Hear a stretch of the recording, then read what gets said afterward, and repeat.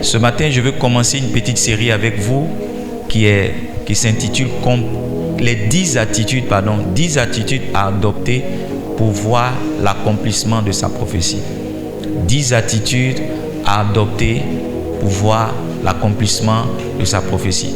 Je ne suis pas sûr de finir ça aujourd'hui, donc chaque dernier dimanche, on va revenir sur 2 ou 3 attitudes jusqu'à ce qu'on finisse cet enseignement. Hubert, je suis content de te voir.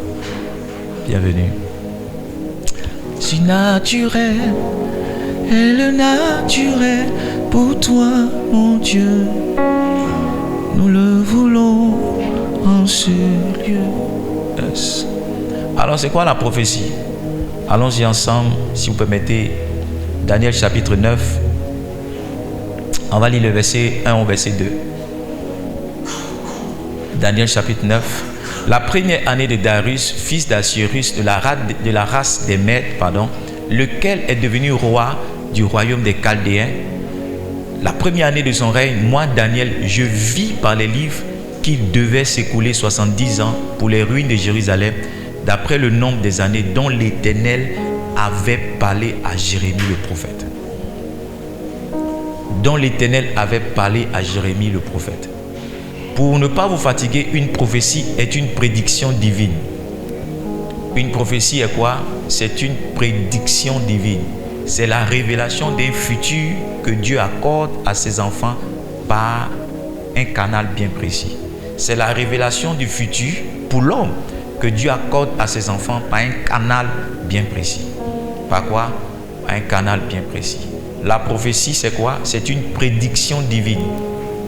Je dis divine, pourquoi? Parce que toutes les prédictions ne viennent pas de Dieu. Il y a des devins qui font des prédictions. C'est pas ça? Les marabouts font des prédictions. La prophétie, la parole du devin, la parole du marabout n'est pas une prophétie. C'est la parole de Dieu qui est une prophétie. Il dit l'Éternel avait parlé à Jérémie le prophète. Est-ce que vous me suivez? Vous avez noté ça? La prophétie, c'est une prédiction. La révélation d'un futur que Dieu accorde à ses enfants par un canal bien précis. Je dis canal pourquoi? Parce que tout à l'heure, je vous dirai qu'il existe plusieurs canaux par lesquels la prophétie peut venir. Ceux qui ne suivent pas, levez la tête, regardez-moi. Vous allez suivre par l'esprit. Amen. Il existe 2 grands groupes de prophéties. Combien de groupes? 2 grands groupes de prophéties. Il y a ce qu'on appelle les arrêtés et il y a ce qu'on appelle les desseins. Premier groupe, c'est quoi? Les arrêtés. Deuxième groupe, c'est quoi? Les desseins. Un arrêté, c'est une décision définitive. C'est un jugement définitif. Quand on parle d'arrêté, ça veut dire qu'on ne va plus revenir là-dessus. C'est une décision définitive. Amen. Je vais vous donner quelque chose. Allons-y ensemble dans le livre de Genèse, chapitre 41. On va lire le verset 32. Genèse, chapitre 41, verset 32. Un arrêté, c'est quoi? C'est une décision définitive. C'est un jugement définitif. C'est un règlement définitif. Est-ce que quelqu'un peut lire avec moi? 1, 2, 3. Si Pharaon a vu le songe se répéter une seconde fois, c'est que la chose est arrêtée de la part de Dieu. Et Dieu se hâtera de l'exécuter. Il dit, si Pharaon a vu la chose venir une seconde fois, c'est que la chose est arrêtée de la part de Dieu. Et Dieu va faire quoi? Dieu va se dépêcher. Dieu va se hâter d'exécuter cette chose. Donc, on n'est plus au stade où il est possible de revenir sur la décision ou pas. Parce que la deuxième chose que je veux que vous notiez qui concerne l'arrêté, c'est que l'arrêté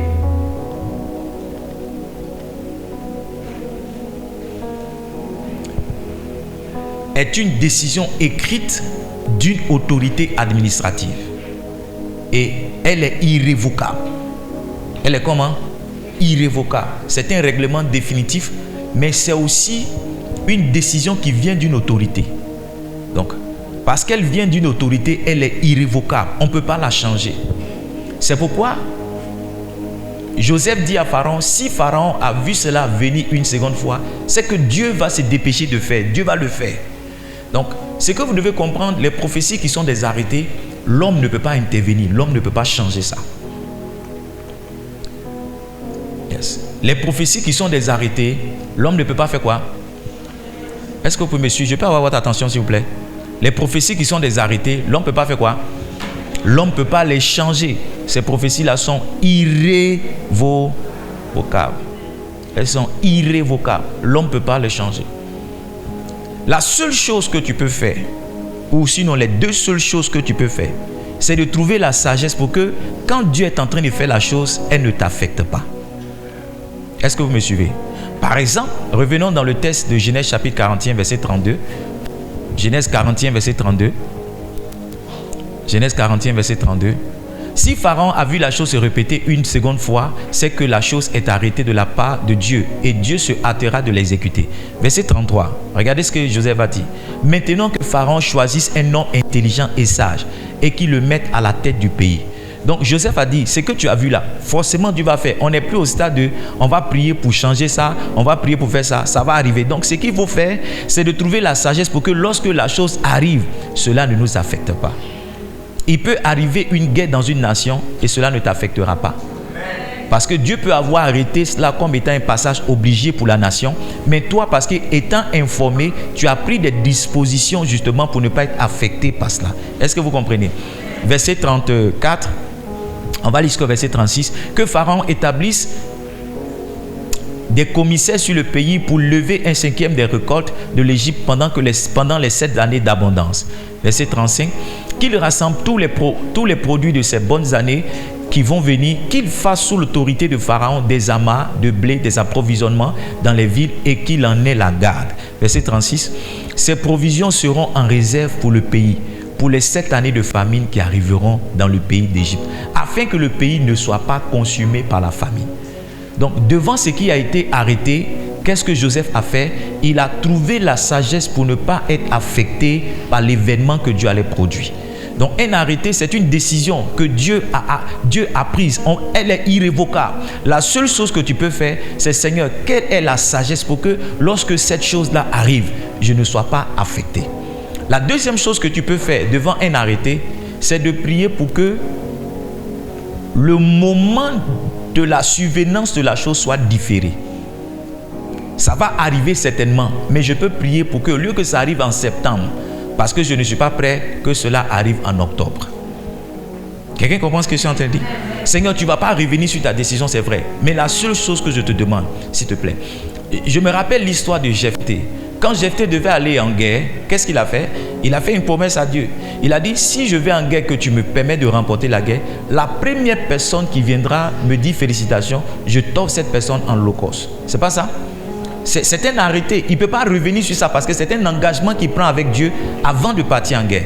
Et Dieu lui fait grâce, il remporte la guerre. Sauf que quand il revient à la maison, c'est sa fille même, la seule qu'il a, qui est la première qui court vers lui pour dire, papa, félicitations. Il dit, ma fille, tu me mets dans la tristesse. Mais qu'est-ce que sa fille lui a fait? C'est un arrêté, tu ne peux pas changer. Mais papa, s'il te plaît, donne-moi 2 mois pour que je puisse vivre un peu. Et après ça, tu vas me donner en holocauste à Dieu. Et Jephthé a dit, ok. Je ne vais pas changer ce que j'ai décidé de faire, mais je vais le reporter. Donc, quand vous avez des prophéties qui sont des arrêtés, vous ne pouvez pas les changer. Vous ne pouvez pas interagir. Vous ne pouvez pas créer quelque chose. La seule chose que vous pouvez faire, c'est Seigneur, donne-moi la sagesse pour ne pas être affecté par ce qui va être fait. Ou Seigneur, s'il te plaît, diffère l'arrivée de la chose dans une autre saison. En Matthieu chapitre 24, est-ce que vous êtes avec moi? Matthieu chapitre 24, verset 20. Matthieu chapitre 24, c'est Jésus lui-même qui prophétise. Il prophétise sur la fin des temps. Et regardez ce qu'il va dire au verset 20. Priez pour que votre fuite n'arrive pas en hiver, ni un jour de sabbat. Jésus dit, ce que j'ai dit là, ça va arriver forcément. La seule chose que vous pouvez faire, c'est de prier pour qu'au moment où vous serez en train de fuir, là, ça ne soit pas en hiver, que ça soit plutôt en été, ni un jour de quoi? Un jour de sabbat. La deuxième catégorie de prophétie qu'on a, c'est ce qu'on appelle les desseins. Est-ce que vous avez suivi jusque-là la première catégorie de prophétie? Donc je fais un récap pour ceux qui notent. La prophétie, c'est une prédiction divine. C'est la révélation d'un futur que Dieu accorde à ses enfants par un canal bien précis. Est-ce que vous me suivez? Ceux qui n'étaient pas rapides au coup là, ça vous a trouvé en quoi à l'église?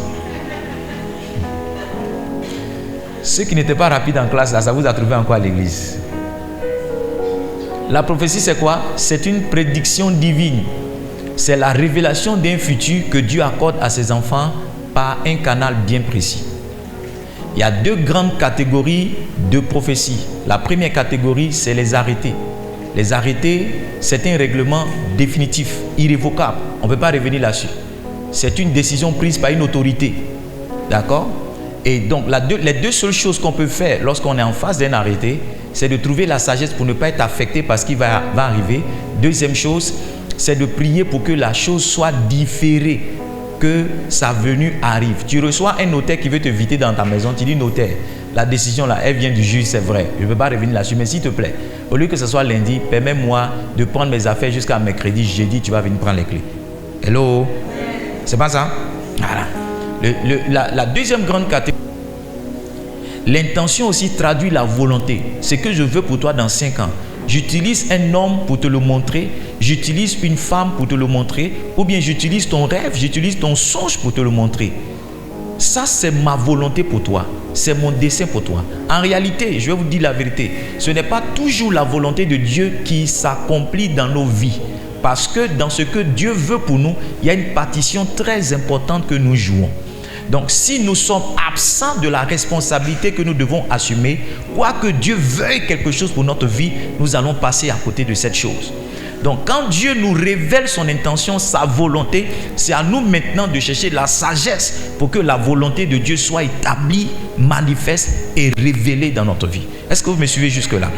Donc, un dessein, c'est une intention. Un dessein, c'est aussi un projet. Donc, si tu notes petit 1, bien petit a, un dessein, c'est une intention. Un dessein, c'est un projet. Jérémie 29, verset 11. Vous connaissez ça? C'est pas ça? Jérémie 29, verset 11. Quelqu'un peut réciter ce verset-là? Il dit, quelqu'un peut réciter ça? Jérémie 29, verset 11. 1, 2, 3, go. Car je connais les projets que j'ai formés pour vous, dit l'Éternel, projets de paix et non de malheur, afin de vous donner un avenir et de l'espérance. Donc, aide-moi à dire à ton voisin, il y a des projets que Dieu a formulés pour toi. Il y a des projets que Dieu a formulés pour moi. Maintenant, en termes de projets, vous savez que la seule conception des projets ne suffit pas pour sa réalisation. Quand tu as le projet de faire un poulailler, écris un bon projet dans un document bien relu là.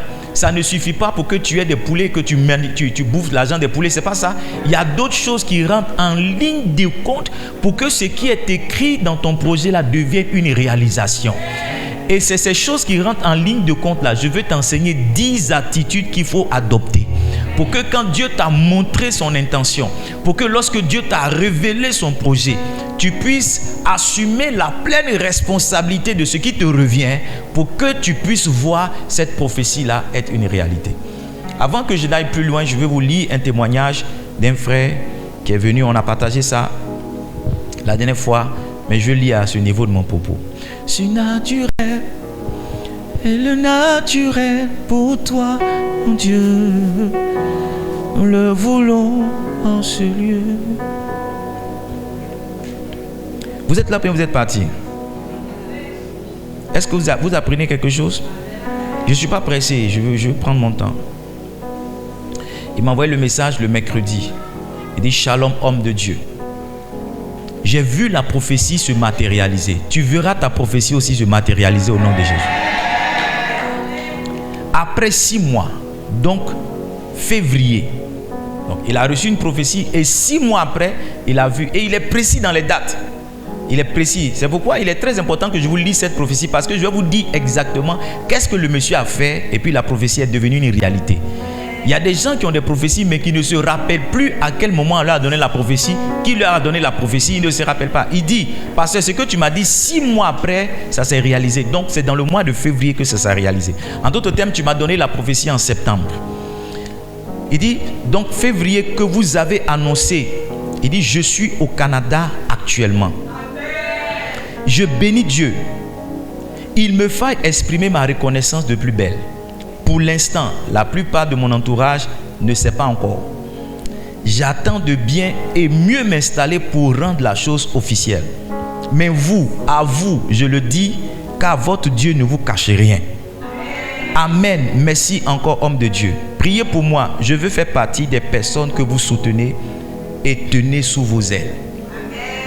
Donc voici quelqu'un qui a reçu une prophétie qui lui a dit que tu vas voyager. Je ne sais pas qui a cette prophétie là aussi. Mais ce matin, c'est une répétition pour toi. La prophétie a dit tu vas voyager et 6 mois après, il s'est retrouvé dans la nation où il devait partir. La première attitude que vous devez développer, que vous devez apprendre, quelqu'un veut la connaître? Quelqu'un veut la connaître? La première attitude que tu dois développer pour voir les desseins de Dieu être une réalité dans ta vie. Avant que je n'arrive sur les attitudes, permettez-moi de vous partager comment est-ce que la prophétie vient. Amen. Parce que si j'ai sauté cette partie-là, je ne vais pas vous aider. Tout à l'heure, j'ai défini la prophétie comme quoi? Une prédiction divine. C'est pas ça? La révélation d'un futur que Dieu accorde à ses enfants par un canal bien précis. C'est ce que j'ai dit. Pourquoi? Parce qu'en réalité, il y a plusieurs canaux par lesquels Dieu peut révéler des choses. Le prophète en fait partie, mais le prophète n'est pas le seul canal par lequel Dieu accorde une prophétie. Le prophète n'est pas le seul canal par lequel Dieu passe pour accorder quoi? Pour accorder une prophétie, pour accorder une révélation. Allons-y ensemble dans le livre de Job. Job au chapitre 33, on va lire le verset 14 au verset 15. Il dit: cependant, Dieu parle tantôt d'une manière, tantôt d'une autre, et nous n'y prenons garde. Donc, je vais vous parler de 7 canaux principaux, c'est vrai, mais ne limitez pas la manière de Dieu de vous parler à travers ces 7 canaux. En d'autres termes, en dehors de ce que je m'apprête à vous dire, Dieu peut utiliser d'autres canaux pour vous parler. Dieu n'est pas limité dans les voies qu'il utilise pour parler à un homme. Donc si vous vous attendez toujours à une seule manière de parler de Dieu, et si Dieu a parlé autrement et que pour vous, parce que ce n'est pas dans cette manière que vous attendiez, vous allez prendre le message de Dieu qui est authentique pour un message faux. Donc Dieu ne vient pas toujours du sud, Dieu peut venir quelquefois du nord. Dieu ne vient pas toujours de l'ouest, il peut venir quelquefois aussi de l'est. Est-ce que vous me comprenez? Donc soyez suffisamment flexible pour vous asseoir pour dire non, Dieu n'a pas l'habitude de me parler de cette manière. Mais je veux faire attention à ce que ce monsieur-là ou cette femme-là dit et aller examiner pour savoir si je ne suis pas en train de manquer un message authentique de la part de Dieu. Le premier canal par lequel Dieu peut parler, très souvent, là je parle de 7 canaux mais qui sont courants. Donc très souvent quand on dit que Dieu m'a parlé, vous allez voir que ça passe par ces 7 canaux. Le premier canal, c'est la suite de ce verset. Verset 15. Verset 15. Verset 15. Verset 15. Il dit, il parle par des songes et par des visions. Donc le premier canal par lequel Dieu parle souvent, c'est des songes. Un songe, c'est quoi? C'est pendant que vous êtes endormi. Donne-moi le verset 16. Donne-moi le verset 15. Ne sois pas pressé de mettre ça à l'écran. Donne-moi le verset 15. Il dit quand les hommes sont livrés à un profond sommeil, quand ils sont endormis sur les couches. Donc un songe se reçoit pendant que vous êtes endormi. Pendant que vous êtes endormi. C'est pendant que vous êtes... Tu ne peux pas faire un songe éveillé. Pendant que tu es endormi la nuit, c'est en ce moment-là que Dieu te donne un songe. Et tout à l'heure dans le texte qu'on a lu, en Genèse chapitre 41, le verset 32, qu'est-ce que Joseph a dit? Joseph a dit, si Pharaon a vu cela arriver dans son songe une deuxième fois. Donc le message de cette année d'abondance et cette année de famine, ce n'est pas un prophète comme Joseph qui est venu le donner à Pharaon, mais Pharaon l'a reçu directement de la part de Dieu alors qu'il était sur sa couche. Est-ce que vous me suivez? Donc tous les messages que Dieu a pour vous, toutes les prophéties que Dieu a pour vous ne viendront pas toujours par le canal du pasteur, du prophète Aide-moi-un. Quelquefois vous serez couché et sans le pasteur Aide-moi-un, Dieu viendra vous dire exactement la chose qui viendra. J'étais endormi et matin je me suis réveillé, j'ai dit à ma femme, j'ai vu telle soeur dans mon songe et quand elle est venue chez nous, il faisait tellement chaud qu'elle avait attaché un morceau de paille et elle était en train de se promener. Et le lendemain, la soeur en question nous a appelés. Elle a dit, Edmond, avec sa femme, j'ai eu un contrat à Dabou, je viens rapidement faire un travail. Et quand elle vient avec son fils, elle dit, gardez mon fils, quand je finis mon contrat, je reviens le lendemain, je serai un peu fatigué, mais je vais dormir un peu chez vous. Et je lui dis, attention, chez nous il fait très chaud. Et puis elle dit, moi je n'ai pas de problème, je peux attacher un morceau de paille.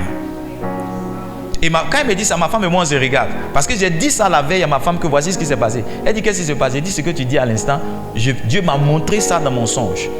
Donc Dieu peut vous révéler un futur proche ou lointain alors que vous êtes endormi sur votre songe. C'est pourquoi si tu es ici que tu dors et que quand tu te réveilles tu ne sais plus qu'est-ce qui s'est passé dans ton sommeil, I'm praying for you. Je suis en train de prier pour toi que Dieu te ramène toujours tes songes et que tu ne les oublies pas. Parce que les songes sont des messages très importants de Dieu que Satan aussi combat. Parce que celui qui a une idée de l'avenir a toujours de l'avance sur ses adversaires. Tu n'es pas ici. Quelqu'un qui sait ce qui va se passer demain a toujours une avance sur quelqu'un qui ignore ce qui va arriver demain. Donc quand Dieu veut te donner une avance sur tes adversaires, il veut te donner une avance sur Satan, il te révèle ce qui va venir demain. Assieds-toi une minute. Le deuxième canal par lequel Dieu nous parle, je ne sais même pas si on aura le temps d'aborder la première attitude. Mais on n'est pas pressé, c'est notre église. On ne loue pas. Amen. Amen. Amen. Oh. C'est notre église. Où on a fini, on va s'arrêter. Dernier dimanche du mois d'août encore, on va revenir. Vous êtes d'accord ou pas?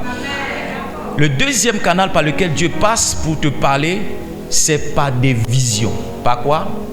Voilà. Au niveau des visions, il y a 3 types de visions. Ici, il dit des visions comment? Des visions nocturnes.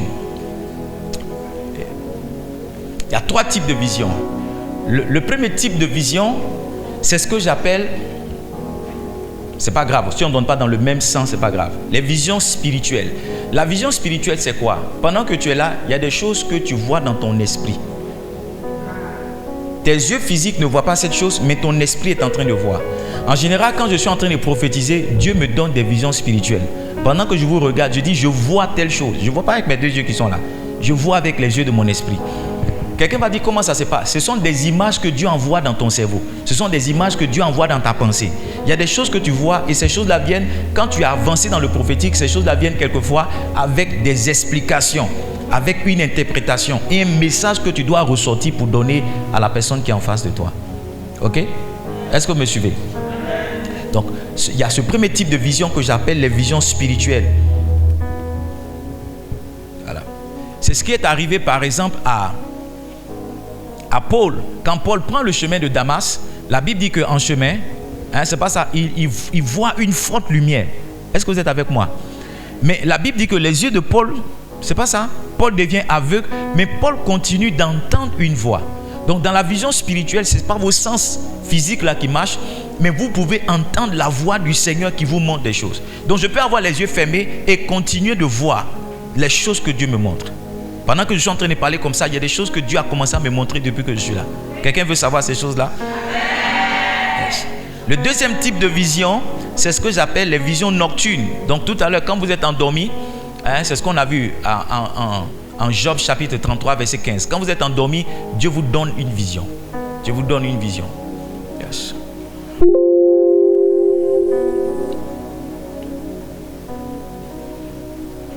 Je crois que la différence entre un songe et une vision nocturne, c'est qu'un songe, c'est un film que tu regardes pendant que tu dors, mais une vision, c'est un film dans lequel tu interagis pendant que tu dors.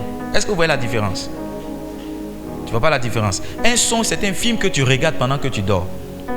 Donc tu es assis comme ça et puis tu regardes le Titanic. Je ne sais pas si tu comprends. Mais une vision, tu ne regardes pas seulement le Titanic, toi-même tu es acteur dans le Titanic. Ça fait que quelquefois, quand tu te réveilles, les expériences que tu as eues dans ton songe, dans ton sommeil, là, tu expérimentes les séquelles. Est-ce que vous me suivez? Tu fais quoi? Tu expérimentes les séquelles. Par exemple, tu peux t'être battu dans ta vision que tu as eue. Et quand tu te réveilles, quelqu'un t'a gratté. Ton corps te fait mal. Tu as lutté. Je me suis réveillé une fois de mon sommeil, dans mon songe, dans ma vision, j'étais en train de pleurer. Et quand je me suis réveillé, j'avais les larmes aux yeux. Est-ce que vous me suivez jusque-là? Le dernier type de vision, c'est ce que j'appelle l'extase. L'extase, tu connais l'extase? C'est quand tu n'es plus maître de toi et il y a des choses que tu vois. En général, c'est ce que les comiens manifestent. Tu as déjà vu un comien? Tu n'as jamais vu un comien? Un féticheur, voilà. Quand ils veulent voir des choses, là, ils tombent. Voilà. La transe, l'extase, c'est ce qui est arrivé à Pierre. En Actes chapitre 10, à partir du verset 9, la Bible dit que Pierre est monté pour prier. Et pendant qu'il était en train de prier, est-ce que je peux avoir le verset? Actes 10, verset 9. Yes. Actes 10, verset 9. Le lendemain, Pierre monta sur le toit vers la 6e heure pour prier. Verset 10 qui m'intéresse. Il eut faim, il voulut manger. Pendant qu'on lui préparait à manger, il tomba en extase. L'extase, c'est quoi? Tu n'as plus conscience de ce qui se passe autour de toi. D'accord? Mais tu es dans une réalité que toi seul vis. Donc quelqu'un qui est en extase peut dire, je vois des esprits qui viennent vers moi. Ils me poursuivent, ils me poursuivent, ils me poursuivent. Mais il ne sait même pas qu'il est en train de tomber dans un caniveau. Parce que ses yeux naturels un peu sont comme désactivés. Il est concentré, toute son attention est sur ce qu'il est en train de voir dans l'esprit. Est-ce que vous me suivez? Donc j'ai parlé de 7 canaux par lesquels Dieu peut vous donner une prophétie. Le premier canal c'est quoi? Le songe. Suivez-moi bien. Le deuxième canal c'est quoi? Le premier canal c'est quoi? Deuxième canal c'est quoi? Ok. Troisième canal par lequel Dieu peut vous donner une prophétie. Dieu peut vous parler directement à travers une voix audible ou bien une voix intérieure. Une voix audible ou bien une voix intérieure. Une voix audible, une voix intérieure. Mon père spirituel dit qu'il faisait le sport une fois et il a entendu une voix lui dire saute à droite. Oui, je crois que c'est ça. Quand il a sauté, à peine une voiture est passée. Pouf. Dès qu'il a entendu, il a exécuté, une voiture est passée. Imagine-toi s'il n'avait pas. La question que je te pose, c'est combien de fois tu as entendu une voix, tu n'as pas, et puis les choses se sont arrivées. Parce que ce qui est étrange, c'est qu'on croit dans le côté négatif. Quand on était petit, on dit quand quelqu'un t'appelle la nuit, ne répond pas, ça peut être un génie. Maintenant qu'on est venu à l'église, on dit quand on te parle là, ça peut être un ange qui te parle, crois. On croyait quand c'était pour les génies, maintenant on ne croit pas quand c'est pour les anges. Voici vient toute notre difficulté parce que nous, notre foi est toujours attachée aux choses qui sont mauvaises. C'est une parenthèse. Alléluia. Donc Dieu peut te parler directement par une voix audible ou bien par une voix intérieure. C'est la voix du Saint-Esprit. C'est aussi l'expérience que Paul a fait. Pendant qu'il avait les yeux fermés, il entendait une voix qui lui parlait. Les autres n'entendaient pas la voix. Est-ce que vous me suivez? Quand Jésus recevait la voix, les autres entendaient ça comme un tonnerre, alors que c'était la voix audible de Dieu. Quatrième canal par lequel Dieu peut vous parler, c'est le canal du prophète. Le prophète, vous savez, c'est un homme qui est dans une office, d'accord, qui a un travail bien précis, celui-là de révéler la pensée de Dieu, les desseins de Dieu. Comme tout à l'heure, on l'a lu dans Daniel chapitre 9, le verset 2. Il dit que Dieu parla par le canal de son serviteur Jérémie, le prophète. Cinquième canal par lequel Dieu peut vous révéler, peut vous parler, c'est par sa parole. La Bible est le livre le plus prophétique. Il y a dans la Bible tellement de prophéties. Malheureusement, les enfants de Dieu ne lisent pas la Bible. Il y a dans cette Bible-là, j'étais en train de méditer, Dieu m'a donné une prophétie pour l'église. Il ne m'a pas dit, regarde, dans 5 ans l'église. C'est en lisant un passage de Zacharie que la prophétie est sortie à travers ma méditation. Donc il y a dans ce livre-là des choses qui sont écrites qui concernent ton avenir. Il y a dans ce livre-là les choses qui sont écrites qui concernent ton avenir. En Ésaïe chapitre 46, le verset 10 au verset 11. Dieu m'a donné une prophétie pour cette église. Pendant que j'étais en train de prier, je me demandais, mais comment est-ce que les gens vont venir à cette église? Dieu m'a dit ceci, j'annonce dès le commencement ce qui doit arriver. Et longtemps d'avance, ce qui n'est pas encore accompli. Je dis, mes arrêts subsisteront et j'exécuterai toute ma volonté. Verset 11, il dit, c'est moi qui appelle de l'Orient un homme, un oiseau de proie, d'une telle lointaine pour accomplir mes desseins. Je l'ai dit, je le réaliserai, je les concis, je les exécuterai. Dieu m'a donné cette prophétie-là pendant que j'étais en train de prier en pleurs. Je disais, Seigneur, je ne peux pas être un pasteur parce que je ne sais pas prêcher. Je disais, Seigneur, qui va venir dans une église que moi je vais gérer? Dieu m'a donné cette prophétie-là pour me dire qui va faire venir de très loin certaines personnes. En fait, Dieu était en train de me dire que toi, tu allais venir à une période bien précise. Donne-moi un bon amen, je vais progresser. Donne-moi un bon amen, je vais progresser. Amen. Donc Dieu peut te parler par la parole et je t'encourage. Par exemple, Daniel chapitre 9, le verset 1. Dans mon Daniel chapitre 9, verset 1. Il dit, le verset 2, il dit, moi Daniel, la première année de son règne, moi Daniel, je vis par les livres qu'il devait s'écouler. Il y a des choses que tu dois voir à travers la Bible. Il y a des codes et des prophéties qui sont dans cette Bible-là que tu dois voir à travers les livres de la Bible. Il dit, j'ai vu qu'il devait s'écouler. Il y a des choses qui doivent arriver à ta vie qui sont cachées dans ce livre-là. Malheureusement, tu ne le lis pas. Malheureusement, tu ne l'ouvres pas. C'est vraiment dommage. S'il te plaît, deviens un étudiant de la parole. Deviens un étudiant de la parole et tu vas télécharger beaucoup de prophéties. Le 6e canal que Dieu peut utiliser pour te parler, c'est ce que j'appelle les impressions et les convictions. Les impressions et les convictions. En Philippiens chapitre 2, le verset 13, il dit, c'est lui qui met en vous le vouloir et le faire. Le vouloir et le faire. Quelquefois, tu ne t'expliques pas ce qui t'arrive, mais tu sens à l'intérieur de toi une conviction simplement de le faire. Vous êtes avec moi? Tu n'arrives pas à expliquer. On dit, tu veux faire ça pourquoi? Tu dis, je ne sais pas, mais je sens que je dois le faire. On dit, mais est-ce que tu as analysé? Tu dis, je ne sais pas, mais je suis convaincu que c'est la chose qu'on doit faire. Yes. Faites très souvent attention aux convictions que Dieu place dans ton cœur. Une conviction peut venir pour une orientation. Par exemple, tu n'as pas les moyens pour aller dans telle filière. Est-ce que tu me comprends? Mais tu es convaincu que tu dois aller dans cette... On dit, mais tu n'as pas les ressources. Tu dis, non, je suis convaincu. Je sens dans mon cœur. Maintenant, suis-moi. Il faut que ça soit une conviction. Il ne faut pas prendre juste des émotions là pour te fatiguer. Quelqu'un comprend ce que je suis en train de dire? En réalité, une conviction ne te laisse pas jusqu'à ce que tu l'aies accompli. Quelqu'un comprend ce que je suis en train de dire? Tu n'as pas de paix jusqu'à ce que la chose que tu dois faire là. C'est comme si à partir du moment où Dieu a placé cette conviction là, la conviction vient t'arracher ta paix, vient t'arracher ton sommeil. Quand tu dors, tu sens que tu dois faire la chose. Tu ne dors même pas. Quand tu marches, la chose là vient dans ton cœur. Quand tu regardes la télé, la même chose que tu entends dans ton cœur, tu entends quelqu'un d'autre dans la télé dire. Quand tu entends certaines personnes en train de causer, tu les entends dire. Écoutez-moi, Gédéon, la Bible dit Gédéon est parti dans le camp des Madianites. Et c'est dans la causerie de deux personnes qu'il a eu la confirmation que Dieu voulait vraiment qu'il délivre Israël des Madianites. C'est pas ça? La Bible dit, il y a un qui a fait un songe et quand il expliquait son songe, son ami lui a dit, ah, c'est Gédéon qui vient pour nous tuer. Et quand il est parti, il a dit à ses gars, c'est fait, maintenant, allons-y. Donc, ce que Dieu a placé dans ton cœur, ne te lâche pas jusqu'à ce que tu le fasses. Et quelquefois, pour t'aider, Dieu te conduit dans des chemins où tu peux recevoir la confirmation de ces choses. Laissez-moi vous dire, ça c'est la réelle école du Saint-Esprit. Quand tu es arrivé à ce niveau-là, on bénit Dieu pour ton pasteur. Mais tu es capable maintenant de prendre certaines dispositions qui vont engendrer des grandes choses dans ta destinée. Quand tu es arrivé à ce niveau-là, tu as montré à Dieu que tu es mature. Dieu peut compter avec toi. Il peut t'amener à faire des choses invraisemblables. Je ne sais pas si je me suis trompé d'église ce matin. Fort, est-ce qu'on est dans la bonne église? On est dans la bonne église? Je ne sais pas si je me suis trompé d'église ce matin. Quand tu es au niveau de la conviction, tu es au niveau de la maturité. Parce que tu vois, quand Dieu utilise un homme pour venir te parler là, tu es au niveau de l'enfance. Tu es au niveau de l'enfance. Tu n'as pas remarqué que quand tu étais un enfant, tes parents te disaient toujours ce que tu devais faire. Mais quand tu es devenu adulte, qu'est-ce qui fait la différence? Maintenant, c'est toi-même qui prends tes décisions. Donc quand quelqu'un est arrivé au stade où il n'a pas besoin d'intermédiaire, on bénit Dieu pour les prophètes. Et on en a toujours besoin. Mais on a besoin d'atteindre une certaine maturité qui est telle que même si le téléphone du prophète est fermé, il y a quelque chose qui vient directement du ciel pour nous montrer le chemin, pour nous montrer la direction.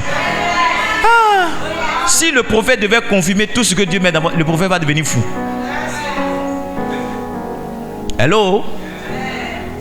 Papa, je dois aller en seconde C ou bien je dois aller en seconde A. Ah, toi aussi. Papa, je dois marier la blanche là ou bien je dois marier la noire là. Toi aussi. Si on doit te répondre à tout ça, on va devenir fou. C'est pourquoi le médecin là, avant que tu viennes voir le médecin, il y a l'infirmière qui prend les constances. C'est pas ça? Il y a un travail qu'elle fait pour ne pas que le médecin soit fou. Vous êtes là où vous êtes parti? Le dernier canal, j'ai l'impression que le message n'est pas intéressant ce matin. Le dernier canal par lequel Dieu peut vous parler, pas seulement ça, mais très souvent en général, le canal par lequel Dieu peut vous parler, j'aime cette pluie là, elle va nous permettre de rester longtemps à l'église. C'est par le canal d'un ange. C'est par le canal de quoi? Maintenant suis-moi. Un ange n'est pas forcément un être avec des ailes. Parce que quand je dis un ange, c'est là-bas que ton esprit va. Hello? Un ange, c'est quelquefois un bienfaiteur.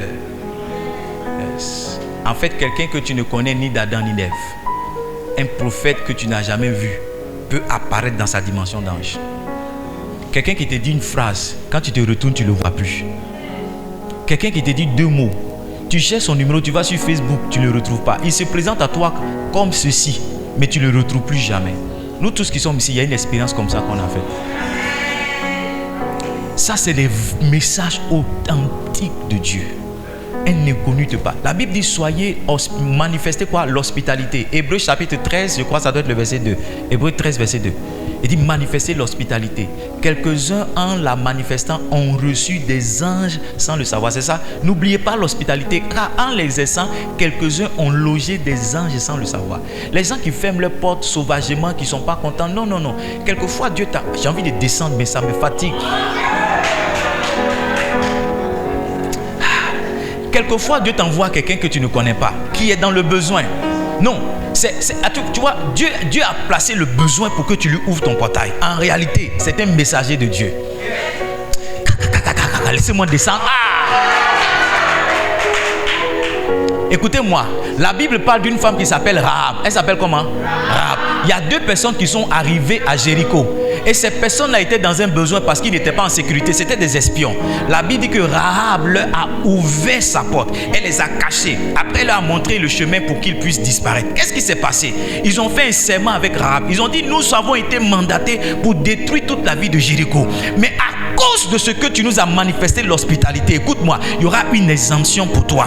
Le besoin de ces 2 personnes-là était l'alibi que Dieu s'est trouvé pour amener Rahab dans sa réelle destinée. Donc quand Dieu t'envoie quelquefois un inconnu, ce n'est pas son besoin, ce n'est pas son problème, ce n'est pas sa difficulté, c'est la sagesse de Dieu pour te connecter à une grâce, pour que toi aussi, je ne suis pas ici ce matin, c'est la sagesse de Dieu pour te connecter à quelque chose pour que ta vie change.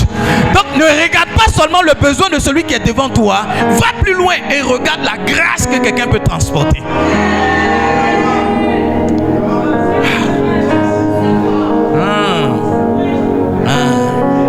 Maman, tu sais pas, mais la petite fille que tu as prise sur toi là, demain c'est elle qui va payer tes médicaments. Tu sais pas, mais le petit garçon que tu as pris chez toi, c'est un ange de Dieu. Demain qui va te faciliter l'existence. Demain qui va te faciliter l'existence. Écoutez-moi, un jour, une dame est venue, on était appelé, elle dit, elle va faire un stage ici à Dabou, c'est ceci, c'est cela, c'est rentré là, c'est sorti là. Elle est restée avec nous 2 ans, faisait son stage. Elle est partie, ça fait 7 ans maintenant. La dame là, depuis que ma fille va à l'école, je n'ai jamais payé tenue pour elle. C'est la fête de la dame. Moi, j'étais en train d'aider quelqu'un qui va faire un stage, qui va rester chez moi. Mais Dieu est en train de placer une provision dans ma maison. Dieu est en train de dire, petit, il va arriver un moment où tu vas tout laisser pour me servir à plein temps. Il y a une période qui sera une période difficile. Je vais t'envoyer une provision pour que dans la période difficile là, tu puisses avoir de quoi prendre soin de tes enfants. Il a envoyé quelqu'un avec un besoin. Mais derrière le besoin de la personne, il y avait l'avenir de ma fille, il y avait l'avenir de mes enfants. Je veux que les gens soient spirituels pour comprendre le message que je suis en train de prêcher.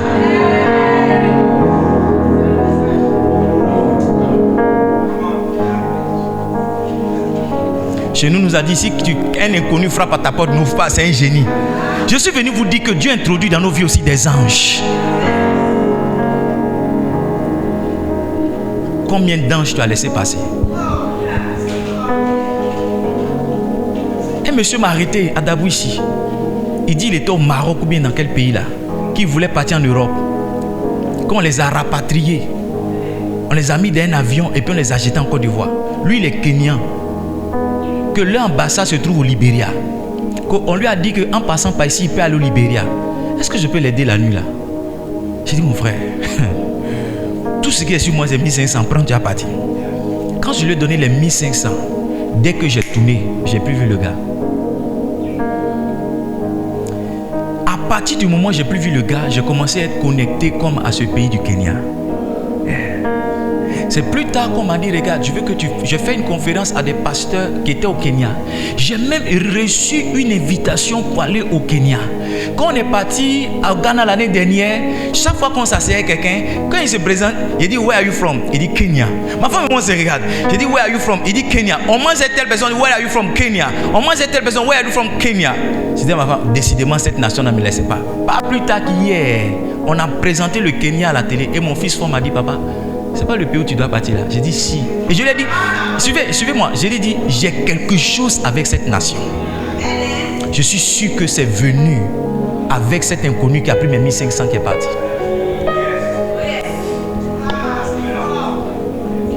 Je ne vais pas encore parler des attitudes. Je suis juste sur les canaux par lesquels la prophétie vient. La prophétie vient. Un ami pasteur m'a dit qu'il a reçu un jeune prophète. Le prophète lui a dit, pasteur, je suis venu te voir parce que mon loyer fait 40 000. Vraiment, je n'ai pas pu. Aide-moi. Il est rentré dans sa chambre, il est venu les 40 000. Dès qu'il a dépouillé, il a donné les 40 000 au prophète. Le prophète dit, ainsi parle l'Éternel. Dans ce cas, il a dit, si Dieu pouvait te parler, il allait te donner les 40 000. Tu vois, c'est comme ça qu'on réagit, c'est comme ça qu'on parle. Même l'homme de Dieu était pris dans le piège.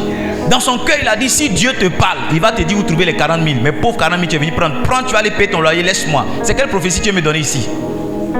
L'homme de Dieu lui a dit, regarde, le temps vient où tu vas être rappelé par ta base. On va te faire la proposition d'aller dans une autre nation. Mon ami pasteur m'a appelé en pleine confession. Il dit, ce que le petit prophète l'a dit, c'est arrivé au bout d'un mois. Il m'a dit, je vais à l'aéroport parce que je m'en vais à la base. J'ai été convoqué par mon père spirituel parce qu'on doit me repositionner. Nous, à partir du moment où quelqu'un est dans le besoin, il ne peut plus être un canal par lequel Dieu va nous parler. C'est pas ça? À partir du moment où quelqu'un est dans le manque, on se dit, mais comment Dieu peut être avec toi? Dis certaines choses. Et Dieu ne prend pas la peine quelquefois de te donner à manger. La question que je posais à quelqu'un, je descends cette fois-ci. Qu'est-ce que Élie avait quand il est parti chez la veuve? Élie avait faim quand il est parti chez la veuve. C'est pas ça? C'est la faim d'Élie là que Dieu a pris comme alibi pour sauver la veuve de toute la sécheresse. C'est la misère d'Élie que Dieu a pris pour sauver la veuve de toute la sécheresse. Quelqu'un à la place de la veuve aurait dit, mais si toi tu es aussi puissant, pourquoi tu dis que l'huile et la farine n'ont point manqué chez la veuve jusqu'à ce que la famine, la sécheresse s'arrête? Donc quelquefois l'ange de Dieu qui vient chez toi avec sa faiblesse et sa difficulté, c'est la libye de Dieu pour qu'il vienne. C'est à ce niveau-là même que tu dois exécuter ta foi, tu dois exercer ta foi. Est-ce que tu as les yeux suffisamment ouverts pour dire non, ce n'est pas un homme normal? Non, ce n'est pas un homme normal. Le pasteur Richard est venu ici, c'est notre beau maintenant, on peut parler de lui. Il a frappé à ma porte un portail une fois. Il dit, good morning Rev, I am one of the sons of Bishop Dag. I'm here for a mission of the books, tout ça. J'ai dit, tu es le fils de Bishop Dag? Il dit oui. J'ai dit, si tu es le fils de Bishop Dag, c'est que tu es Bishop Dag lui-même. La même chose que j'aurais fait à Bishop Dag s'il venait chez moi, c'est la même chose que j'ai te fait. J'ai libéré une chambre, j'ai dit, dors là. Je ne savais pas que ce monsieur-là était une porte pour que moi aujourd'hui, je rentre dans une certaine circonférence, dans une certaine sphère. Il avait un besoin pour être logé. J'aurais pu dire, mais Bishop Dag, avec tout son argent, pourquoi il t'a pas donné l'argent d'hôtel? Ici, ça coûte 12 000 pour dormir la nuit. J'ai dit non. Dieu ne m'a pas envoyé un homme dans le besoin. Dieu m'a envoyé un homme pour me bénir.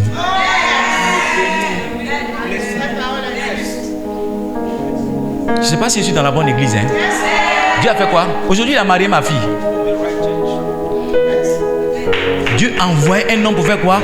Pour me... Dieu m'a pas envoyé un homme dans le besoin. C'est même B, mais c'est pas le même sens. Dieu m'a envoyé un homme pour me bénir. Voici où les hommes spirituels ne passent pas à côté des opportunités que Dieu leur donne. Un homme de Dieu rendait ce témoignage. Il dit qu'il était à la boulangerie ou bien quelque part. Il y avait des vieilles qui essayaient de payer le pain. Il a dit, maman, laissez-moi payer pour vous. Quand il a fini de payer, il y a une qui a dit, mon fils, marche maintenant sur l'or. Elle a dit, mon garçon, maintenant marche sur l'or. Il dit, la prospérité est rentrée dans sa vie parce qu'il a acheté un pain pour quelqu'un. Frère, quelqu'un que tu ne connais pas qui est là, non, donne-moi 100 francs, donne-moi 200, tu peux compléter mon transport. C'est des choses là. Tu n'as pas besoin de savoir si c'est vrai ou bien c'est faux. Est-ce que c'est un menteur, façon il est habillé? Non. S'il y en a sur toi, ça veut dire que Dieu a établi que ce gars-là, il est rentré dans ta vie, non pas à cause de son besoin, mais pour te bénir. Est-ce que tu es suffisamment spirituel pour exercer l'hospitalité? Il y a beaucoup d'anges que Dieu nous envoie dans chaque saison de notre vie. Mais on est tellement rattaché à nos traditions et à la chair qu'on laisse les anges passer. Jacob a dit, je ne te laisserai pas partir jusqu'à ce que tu me bénisses. Parce que Jacob sait que quand Dieu envoie un ange dans la vie d'un homme, c'est pour changer sa vie. Il dit, la seule chose que je fais, je change ton nom. Tu n'es plus Jacob, mais tu es Israël. Et la vie de Jacob n'a plus été jamais pareille. Qu'est-ce que tu fais avec l'ange que Dieu t'envoie? Est-ce que tu sais même que c'est un ange?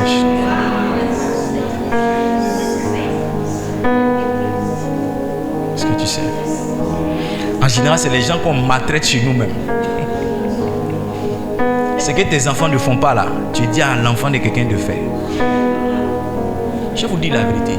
Quelquefois, quand Dieu veut vous préserver, il amène quelqu'un sur votre toit. Il fait quoi? Il amène quelqu'un sur votre toit. Quand Dieu veut vous faire prospérer, il amène quelqu'un. La Bible dit que Potiphar a vu Il a noté qu'à cause de Joseph, ses affaires prospéraient. Il y a des gens qui sont dans votre maison à cause de qui vous prospérez, vos activités prospèrent. Ils sont dans votre entreprise, ils ne travaillent pas bien, mais c'est à cause de votre entreprise prospère. Ils sont dans votre vie comme une forme de parapluie qui interdit au diable et aux activités maléfiques d'interagir là. Parce qu'il y a quelque chose qui est sur le front, il y a quelque chose qui dégage, il y a quelque chose avec lequel il marche. Dans mon Genèse chapitre 39, pardon. I don't know if I'm preaching this morning. Dans mon Genèse chapitre 30, c'est là, le message c'est ça, hein? Le message, c'est le message. Le message. Dans mon Genèse 33, Genèse 39, pardon. Assieds-toi une minute, Genèse 39.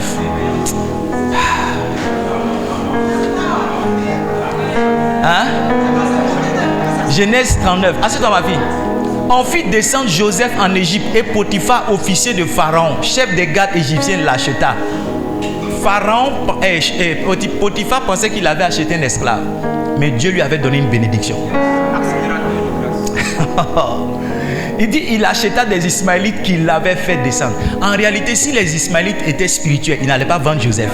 Ils allaient le garder pour que la chose qui allait arriver plus tard à Potiphar leur arrive à eux. Combien de bénédictions Dieu nous a donné et puis on a rétrocédé à quelqu'un. Les Ivoiriens disent que quand il laisse quelqu'un faire quoi, quelqu'un prend. Quelquefois, celle que tu as laissée là, elle devient la reine dans le royaume de quelqu'un. Et quand tu la vois, tu vois que sa vie a changé. C'est un peu comme s'il y a quelque chose en elle que tu n'avais pas perçu, que tu commences à regretter. Un homme que tu as méprisé, tu as sous-estimé. C'est quand après il est le directeur de ceci, tu as envie d'attraper ta tête pour dire mais il était dans mes mains. Je n'ai pas su, je n'ai pas connu, je n'ai pas reconnu qu'il était. C'est pourquoi si vous vous limitez à l'apparence, aux impressions que quelqu'un dégage, vous allez passer à côté des grandes rencontres que Dieu a pour vous. Parce qu'un homme peut être faible dans une saison de sa vie et devenu fort dans une autre saison de sa vie. La question que je te pose, c'est dans quelle saison est-ce que tu l'as connu?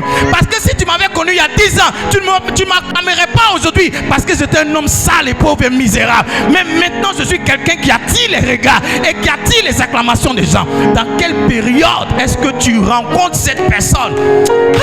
Si on peut être spirituel pour dire Seigneur, révèle-moi ce que quelqu'un sera dans 10 ans, je vous assure, il y a des personnes qu'on ne laisserait pas partir de nos vies.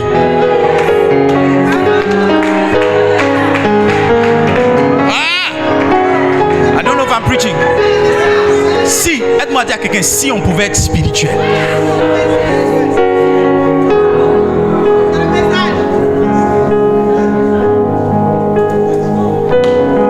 Si on pouvait être spirituel. Ça m'aide un peu dans mon leadership. Verset 2. Assieds-toi une minute. Ça monte, mais assieds-toi une minute. L'Éternel fut avec lui et la prospérité l'accompagna. Comment Dieu peut être avec un esclave? Comment la prospérité peut accompagner un esclave? Quand on parle de prospérité, on parle de quelqu'un qui est assis dans un palais.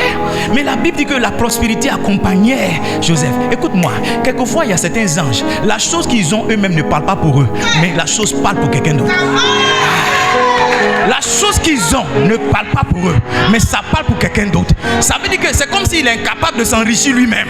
Mais quand il fait avec toi, la chose marche. Quand il fait pour lui, ça ne marche pas. Mais quand il fait pour toi, ça prospère. Donc si toi tu veux vérifier dans sa vie avant de dire ça marche ou ça marche pas, tu vas échouer. Parce que lui-même dans sa propre vie on ne voit pas, mais dans la vie des autres ça marche. Il y a des pasteurs qui n'ont jamais pris l'avion mais qui prophétisent pour que tu voyages. Il y a des pasteurs qui sont incapables de donner naissance à des enfants, même qui prophétisent pour que des femmes accouchent. Donc si tu veux voir dans sa vie si le message qu'il prêche est vrai, tu passes à côté d'un ange que Dieu t'a envoyé. Si tu veux voir s'il a une voiture, pour savoir s'il peut prophétiser pour que tu aies une voiture, tu peux passer à côté de ta voiture. Peut-être que lui-même il n'est pas dans la grâce pour manifester cette chose, mais quand il annonce sur ta vie, la chose arrive. Est-ce que quelqu'un comprend mon message ce matin?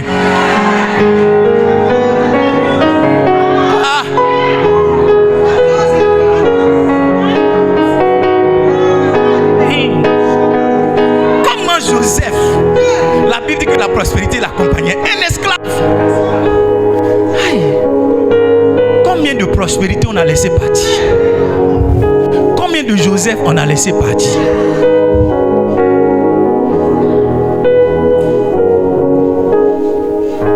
Combien de Joseph on a laissé laissé partir. Parce qu'on ne voyait pas dans leur vie la prospérité. Mais lui, il parle de prospérité, il n'a même pas une voiture. Ok. Attends de voir sa voiture pour savoir si le message qu'il prête, ça marche ou pas. Si le frère qui est parti au Canada, moi, je devais aller en France, ça n'a pas marché. J'ai prophétisé, il est parti au Canada. Il est parti au Canada, mais il n'est pas parti. Donc, si tu veux attendre de me voir au Canada pour savoir si je peux t'envoyer au Canada, tu vas passer à côté de ton Canada.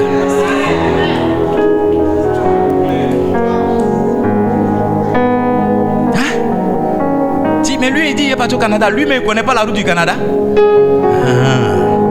Peut-être que lui-même, ça ne marche pas pour lui.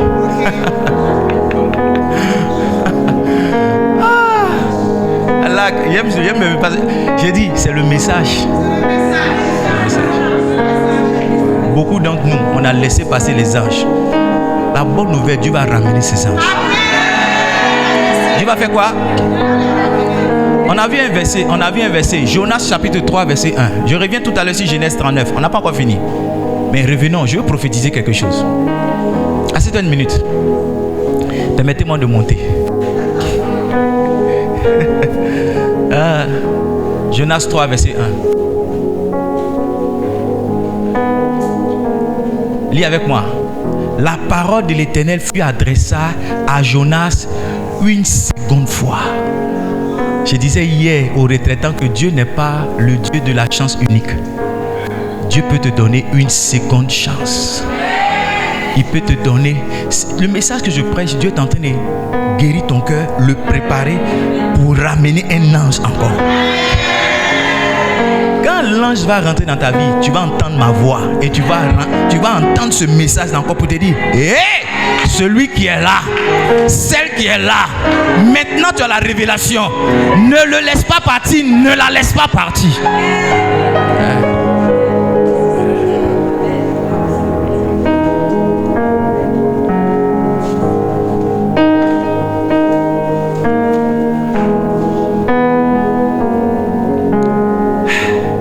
Reviens sur Genèse chapitre 39. On était au verset 2.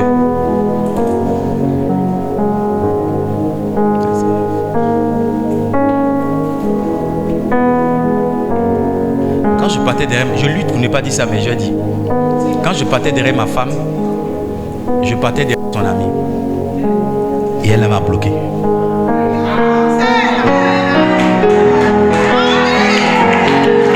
Elle m'a bloqué. C'est ça, non? Elle a vu l'ange. Elle voit clair, l'autre ne voit pas clair. L'autre, elle est célibataire, hein? Célibataire, un enfant. Elle m'a attrapé. L'année dernière, je l'ai mise dans l'avion, on est parti. Quand on a fini la conférence, elle s'est mise à genoux. Ma femme s'est mise à genoux. Elle dit merci. Merci de m'avoir marié. Merci. Mais attends, avant que tu acclames, tu vois, quand je partais derrière elle, j'avais une seule culotte. La culotte était blanche, mais c'était tellement sale que j'étais en noir. Et j'avais des quitos. C'était tout ce que j'avais. C'était tout. Tout ce qui était mon habit, on se sape dedans, c'était cette culotte-là, avec un t-shirt blanc. C'était tout. 20 années après, je suis radieux. 20 ans après, je suis radieux. Combien de personnes tu as laissé partir? Je ne veux pas vous culpabiliser ce matin. Non, non, ce n'est pas mon message. C'est pour vous ouvrir les yeux. La Bible dit, et la prospérité l'accompagna. Il habitait dans la maison de son maître, l'Égyptien. Verset 3. Verset 3. On n'a même pas encore donné la première attitude de ma voix dans la prophétie. J'ai dit, c'est un long séminaire. On est là chaque mois. Dernier dimanche du mois, on va venir. Son maître, lis avec moi 1, 2, 3, go. Son maître vit que l'Éternel était avec lui et que l'Éternel faisait prospérer entre ses mains tout ce qu'il entreprenait. Arrivé un moment, Potiphar a vu que le cas là, j'ai beaucoup d'esclaves. Mais lui là, il n'est pas simple. Quand on dit il n'est pas simple là, ça veut dire qu'il est dans une dimension angélique. Il y a beaucoup de personnes autour de toi qui ne sont pas simples. Un type de personne qui n'est pas saine? C'est quelqu'un qui est passé par beaucoup de difficultés, mais il n'est pas mort.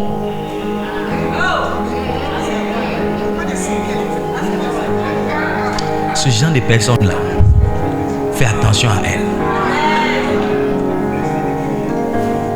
On dit non, sa maman était enceinte de jumeaux, l'autre est mort, mais lui n'est pas mort. Oh, il est venu sur la terre. Ce genre de personnes, a fait attention à lui.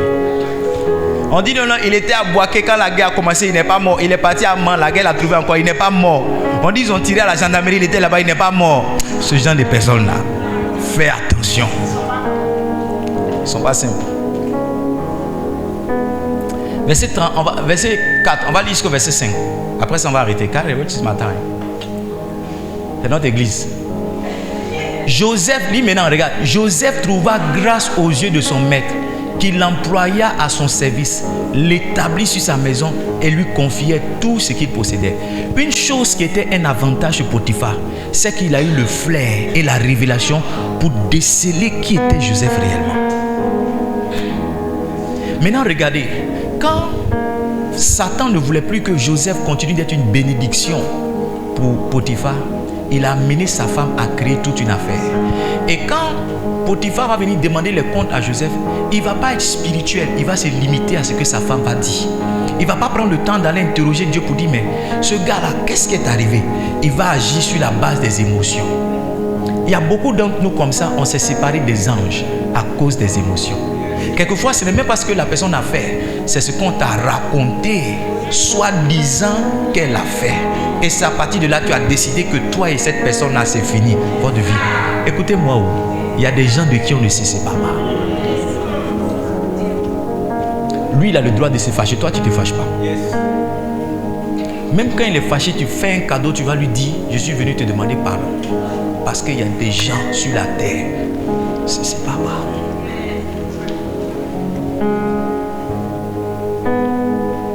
Il vient de prêcher.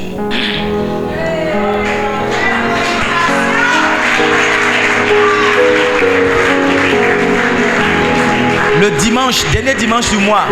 Peut-être qu'on peut continuer dans la série dans le mois d'août, pourquoi pas. 10 attitudes, ok, pour voir la prophétie être une réalité. Amen. Amen. C'est notre église. Avec le Saint-Esprit, il nous aide. On prêche ce qu'on veut, quand on veut, comme on veut. Amen. On ne loue pas le lieu. Amen. Quelqu'un a compris quelque chose ce matin? Est-ce que je peux prophétiser? Tiens-toi debout.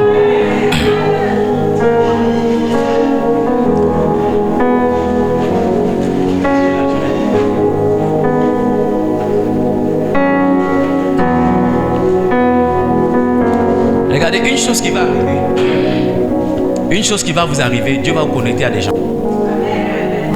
C'est une saison de connexion. La grâce qui est relâchée ce matin, c'est une grâce de connexion. Dieu vous envoie des hommes et des femmes qui ne sont pas simples. Dieu vous envoie des gens dans la dimension de Joseph. La Bible dit la prospérité l'accompagna et Dieu était avec lui.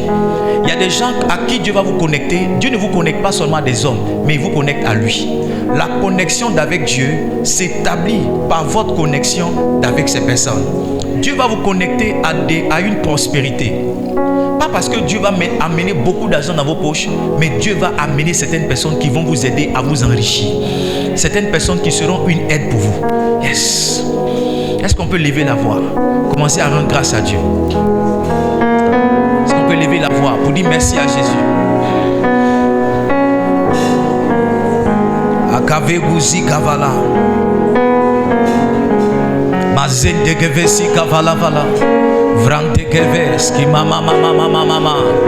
Brando kovos ki vala. Skandala vala. Vrante